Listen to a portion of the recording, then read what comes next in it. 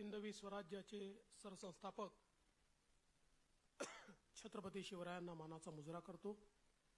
भारतीय राज्यघटनेचे शिल्पकार भारतरत्न डॉक्टर बाबासाहेब आंबेडकर यांना मानवंदना अर्पित करतो।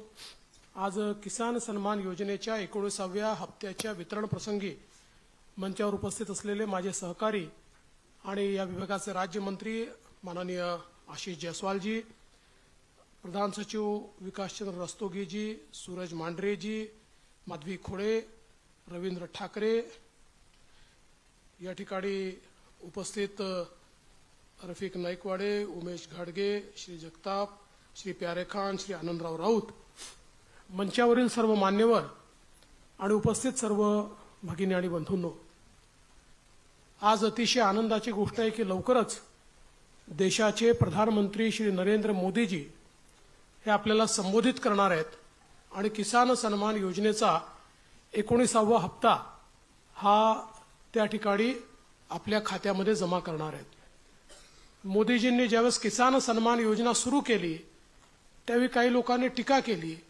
पण आज शेतकऱ्याच्या अडीअडचणीच्या काळामध्ये या योजनेच्या माध्यमातून शेतकऱ्याच्या आणि छोट्या शेतकऱ्याच्या खात्यामध्ये जाणारा पैसा हा अडीअडचणीला त्याला कामाला येतो।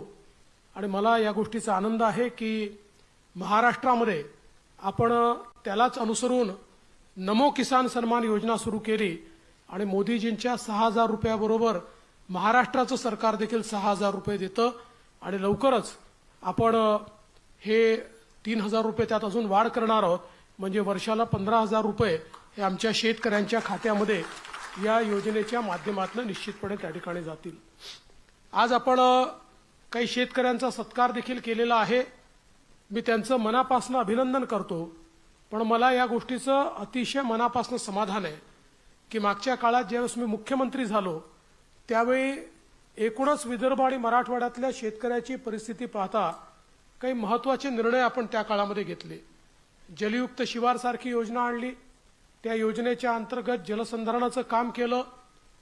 बळीराजा जलसंजीवनी योजना केंद्र सरकारकडनं मंजूर करून आणली। 25,000 कोटी रुपये विदर्भातल्या अडकलेल्या प्रकल्पांवर आपण खर्च करून 89 प्रकल्प पूर्ण केले आणि त्याचसोबत स्वर्गीय नानाजी देशमुख कृषी संजीवनी योजना आपण आणली, ज्या योजनेमध्ये पहिल्या टप्प्यामध्ये आपण पश्चिम विदर्भ आणि मराठवाडा कव्हर केला होता आणि आता दुसऱ्या टप्प्यामध्ये पूर्व विदर्भ संपूर्ण विदर्भ आणि मराठवाडा आपण कव्हर करतो आहोत।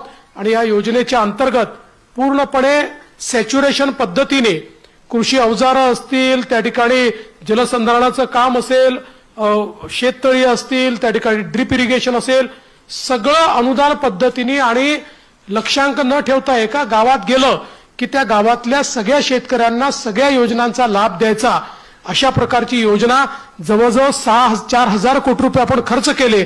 आता पुन्हा नव्याने 6,000 कोटी रुपये आपण खर्च करतोय आणि आज त्या योजनेमुळे अतिशय चांगलं काम हे सुरू झालेलं आहे। दुसरं, आपण वर्ल्ड बँकेच्या मदतीने स्मार्ट सारखी योजना तयार केली की ज्या योजनेमध्ये आमच्या शेतकऱ्यांच्या ज्या फार्मर प्रोड्युसर कंपन्या आहेत, गट आहेत, या गटांना विविध प्रकारचे त्या ठिकाणी रोजगारक्षम, ज्याला आपण कृषीवर प्रक्रिया करणारे उद्योग म्हणतो, ते उद्योग असतील किंवा कृषीमध्ये नवीन प्रकारचे कॅश क्रॉप त्यांना तयार करता येतील, त्या ठिकाणी ग्रेडिंग वगैरे असेल, अशा सगळ्या गोष्टी करता येतील, अशी एक समग्र योजना आपण सुरू केली।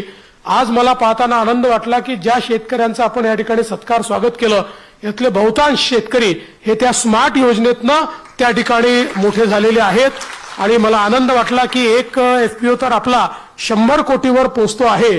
अर्थात त्यांनी जाता जाता मला सांगितलं, सूरजजी जर तुम्ही लक्ष द्या, त्यांचा 60 लाखाचा एक हप्ता बाकी आहे, तो लगेच देऊन टाका, नाहीतर आम्ही चांगलं काम केलं आणि आमचा हप्ता अडकला असं नको। तर मला असं वाटतं की हे जे काही आपण वेगवेगळे त्या काळामध्ये इंटरव्हेन्शन्स केले, आज त्याचं एक मोठं फळ आपल्याला प्राप्त होत आहे। आता जी नवीन योजना आपण हातामध्ये घेतली ॲग्रीस्टॅकची, ही सगळ्यात महत्वाची योजना आहे, कारण ॲग्रीस्टॅकमध्ये आपण संपूर्ण शेतीचं म्हणजे फार्मिंग ज्याला आपण म्हणतो या संपूर्ण सायकलचं डिजिटायझेशन करतो।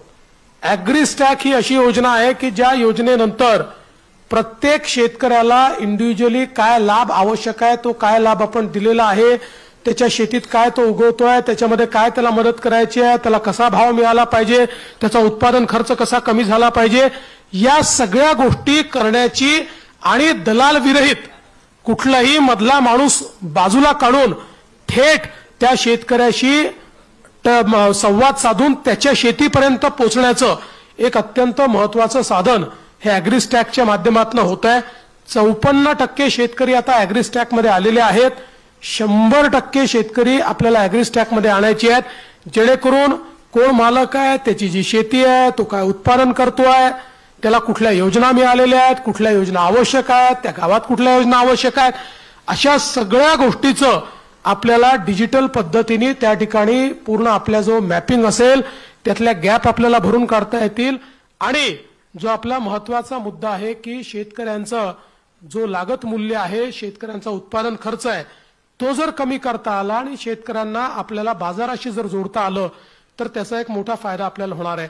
आपल्याला कल्पना आहे की ज्या आपल्या गावातल्या ज्या सगळ्या सोसायट्या आहेत, मल्टीपर्पज सोसायट्या आहेत, विविध कार्यकारी सोसायटी आहेत, यांचं 100% डिजिटायझेशन करणं आपण सुरू केलेलं आहे आणि आता याला मल्टी बिझनेस सोसायटीमध्ये आपण कन्वर्ट करतोय.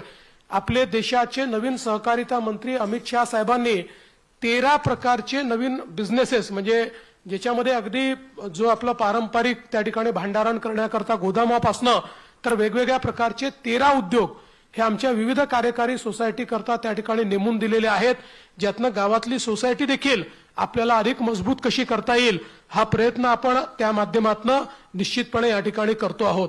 त्यामुळे एकूणच या कृषीच्या क्षेत्रामध्ये मोठ्या प्रमाणात आपण काम सुरू केलेलं आहे. आपल्याला कल्पना आहे मागच्या काळामध्ये आपण शेतकऱ्यांना वीज बिल माफ केलेलं आहे. पुढचे 5 वर्ष शेतकऱ्यांकडून वीज बिल घ्यायचं नाही असा निर्णय आपण त्या ठिकाणी घेतलेला आहे. आणि आता जो शेतकरी नव्याने कनेक्शन मागेल त्याला सोलर पंपाची योजना आपण आणलेली आहे.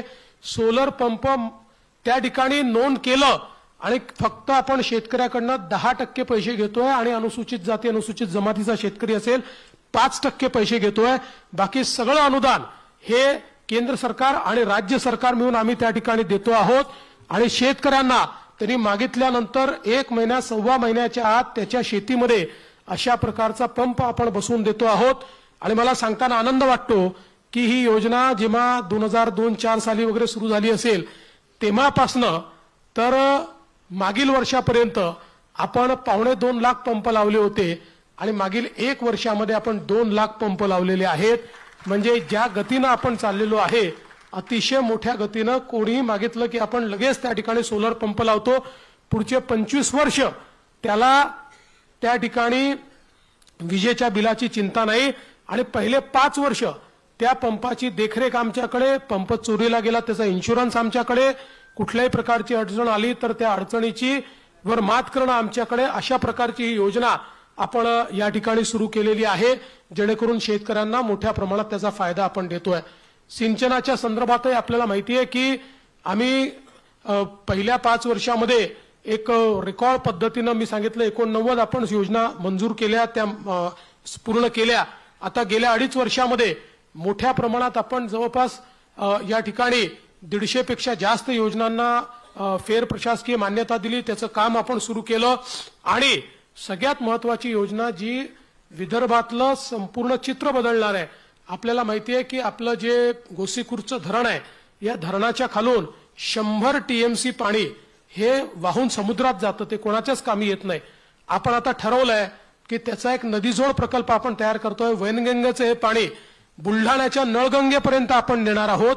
म्हणजे 500 किलोमीटरची 550 किलोमीटरची एक नवीन नदी आपण तयार करतो आहोत. आणि या 2 नद्या जोडत असताना या ठिकाणी आपला नागपूर जिल्हा असेल, वर्धा जिल्हा असेल, त्या ठिकाणी अमरावती जिल्हा असेल, अकोला असेल, असे 7 जिल्हे एकूण आपण त्या ठिकाणी जोडतो आहोत.